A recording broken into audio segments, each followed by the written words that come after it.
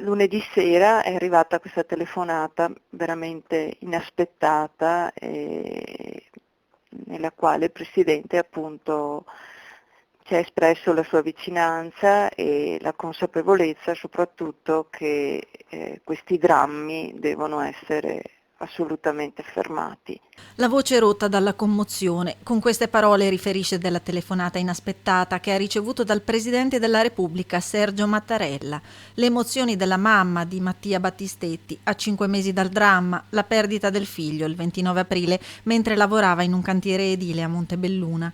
Qualche settimana fa la signora Monica aveva inviato una lettera accorata al capo dello Stato in cui lo rendeva partecipe della disperazione che la famiglia sta vivendo, ma anche della forza di volontà di andare avanti per ricercare giustizia per la morte del 23enne e per far sì che non si ripetano altri simili drammi. Non è possibile che una persona vada nel posto di lavoro e poi non torni più a casa. Lui ci ha detto in conclusione, insomma, della sua telefonata, ha aggiunto che la sicurezza nel posto di lavoro deve essere la prima garanzia che un datore di lavoro deve dare ai suoi dipendenti.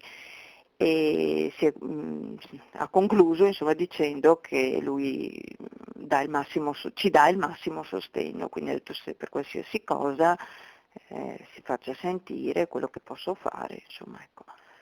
Mi ha E lei? dato, come possiamo dire, qualche speranza